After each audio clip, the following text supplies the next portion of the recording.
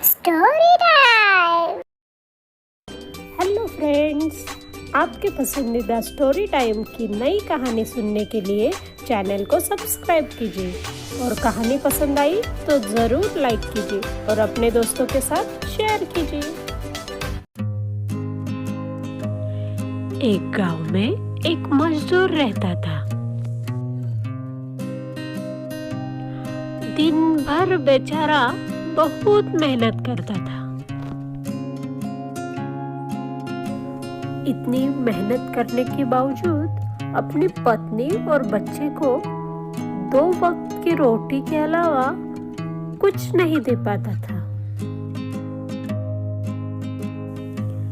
एक दिन बहुत काम करने पर भी ज्यादा पैसे न मिलने पर वो उदास हो गया और गांव से दूर जंगल में निकल गया।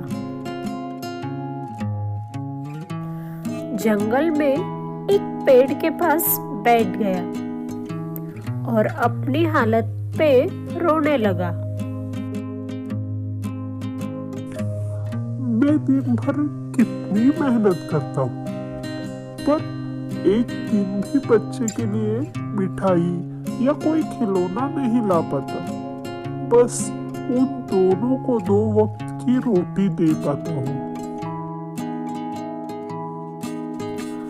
उसे अपनी पत्नी और बेटे के लिए बहुत बुरा लग रहा था।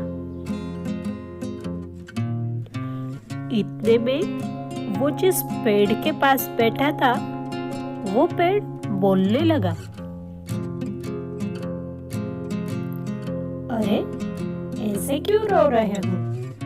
तुम मेहनत तो करते हो ना? वो मजदूर पेड़ का आवाज सुनकर डर गया। डरो मत, मैं एक जादुई पेड़ हूँ। मुझे तुम अपनी तकलीफ बता सकते हो। शायद मैं तुम्हारी कोई मदद कर सकूं। फिर मजदूर पेड़ को अपनी तकलीफ बताता है। ए जादुई पेड़, मैं दिन भर बहुत मेहनत करता हूँ, लेकिन उसके बदले मुझे बहुत कम पैसे मिलते हैं, जिसमें मैं अपनी पत्नी और बेटे के लिए सिर्फ खाने का सामान लेकर जाता हूँ।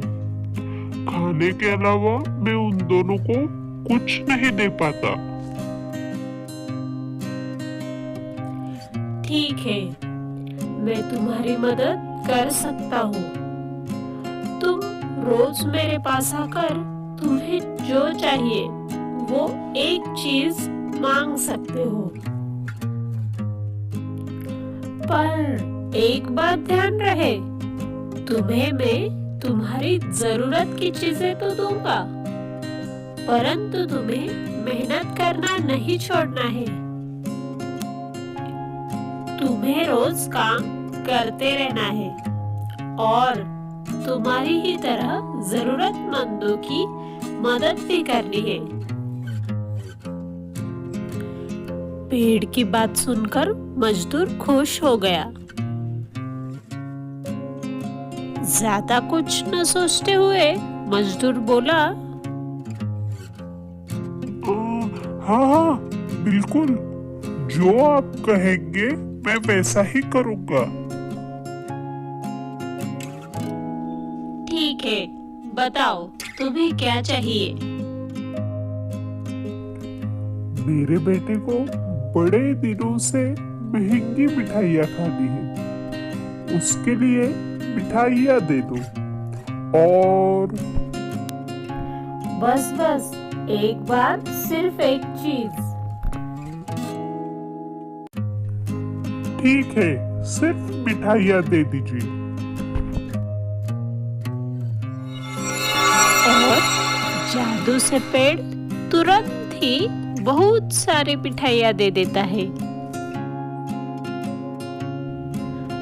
मिठाइयाँ देखकर तो मजदूर बहुत खुश होता है और सारी मिठाइयाँ अपने पति और बेटे के लिए ले जाता है। पिताजी, इतनी सारी मिठाइयाँ, वो भी महंगी वाली। अजी, इतनी महंगी मिठाइयाँ कहाँ से लाई? इतने पैसे कहाँ से मिले? अरे, मुझे बहुत अच्छा काम मिला है और मैंने ये तुम दोनों के लिए लाई है। तुम सिर्फ खाने का काम करो ना। दूसरे दिन भी मजदूर पेड़ के पास जाता है। बोलो, आज क्या चाहिए तुम्हें? आज मेरे बच्चे, पत्नी और मेरे लिए नए नए कपड़े दे दो। और फिर बहुत अच्छे अच्छे कपड़े जादू से तुरंत हाजिर कर देता है। फिर मजदूर घर पर पत्नी और बेटे को कपड़े दिखाता है। वो दोनों भी बहुत खुश हो जाते हैं। मजदूर अब रोज पेड़ के पास जाकर नई नई चीजें मांगता था और पेड़ भी उसे तुरंत दे देता था। अब मजदूर के घर में सब प्रकार की चीजें, अच्छा खाना सब था। तो वो सोचता था, अब मैं काम क्यों करूं? मुझे काम करने की क्या जरूरत है? और वो पेड़ को क्या पता चलेगा कि मैं काम नहीं कर रहा हूँ? उस दिन वो काम पर गया ही नहीं। दोपहर में एक बूढ़ा आदमी थका हुआ उसके घर के बाहर आया। उसे बहुत भूख लगी थी, तो उसने मजदूर के पास खाने के लिए मांगा। पर मजदूर अब पहले की सभी बातें भूल चुका था और उसने उस बूढ़े आदमी को पानी भी नहीं दिया और उसे घर के आंगन से ही धक्के मार के निकाल दिया। मजदूर का व्यवहार पूरी तरीके से बदल गया था। उसे अपने आप पर गर्व हो गया था। एक दिन उसका बेटा उससे बहुत बड़े खिलौने की मांग करता है। ठीक है, मैं शाम तक ले आऊंगा। बेटे का खिलौना लेने के लिए मजदूर पेड़ के पास जाता है। ए जादुई पेड़, आज मुझे मेरे बेटे के लिए एक बड़ा सा खिलौना दे दो। आज से तुम्हारी कोई इच्छा पूरी नहीं होगी। क्यों? क्यों पूरी नहीं होगी? आज दिन भर में तुमने क्या किया?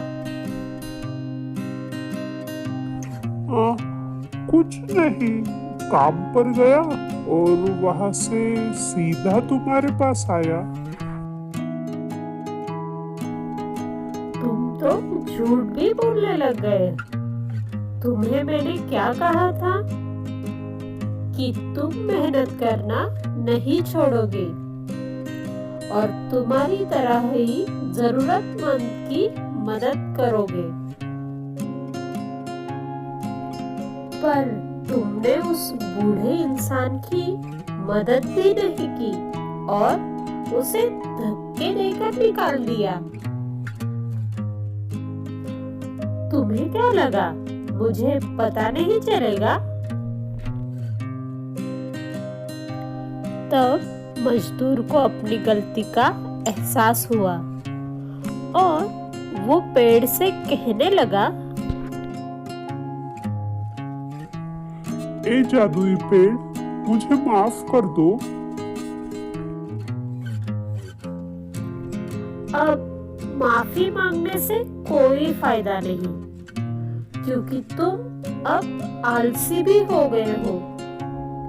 तुम मेहनत करके कमाना तो भूल ही गए हो और तुम्हें गर्व भी हो गया है।